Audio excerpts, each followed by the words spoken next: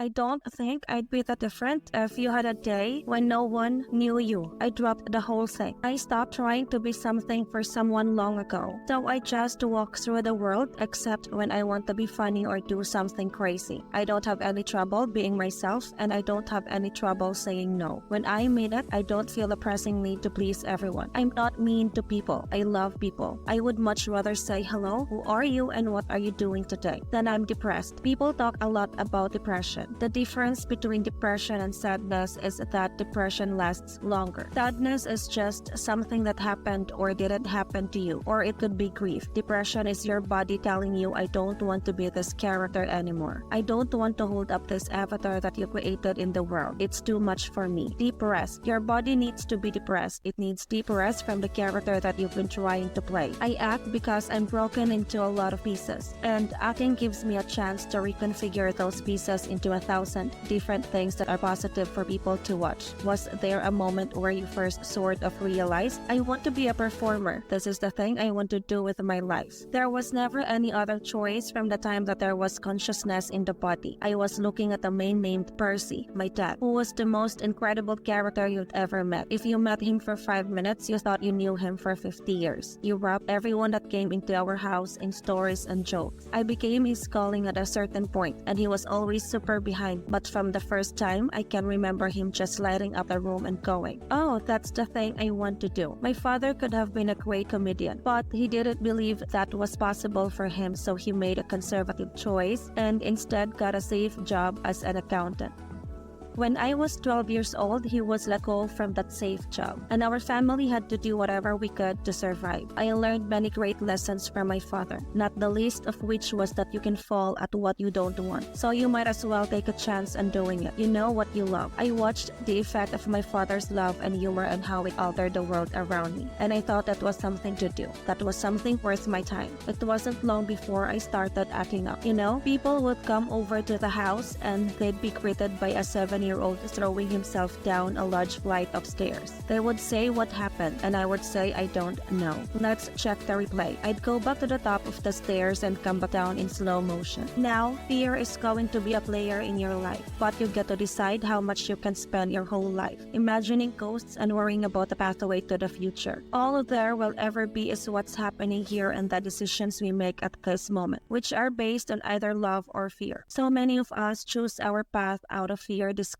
as practicality because what we want seems impossibly out of reach and ridiculous to expect. So we never dare ask the universe for it. When I was about 28, after a decade as a professional comedian, I realized one night in Los Angeles that my life's purpose had always been to free people from concern, just like my dad. The only one I hadn't freed was myself, and that's when my search for identity deepened. I wonder who I'd be without my fame. Whom would I be if I said things that people didn't want to hear, or if I defied their expectations of me? And that piece that we're after lies somewhere beyond personality, beyond the perception of others, beyond invention and disguise, even beyond effort itself. You can play the game and go to war. You can play with form all you want, but to find real peace, you have to take off the armor. Your need for acceptance can make you invisible in this world. Don't let anything get in the way of the light that shines through this form. Risk being seen in all your glory. Your job isn't to figure out how it's going to happen for you to open the door in your head. When the door opens in real life, just walk through it. Don't worry if you miss your cue. Love or fear, choose love. And don't ever let fear turn you against your playful heart. What's happening right now inside everybody is that they're going, who am I? And they're depressed. People go, oh, James been depressed and stuff. Well, yeah, I was depressed when I was trying to be the Wizard of Oz. But now that I know that Oz is a character, I think everybody deals with that. Everybody walks around and they go, why am I depressed? Well, it's because you're trying to be something for the world, And as soon as you let that go, better things happen because they're just happening. It's not, now it's just sadness.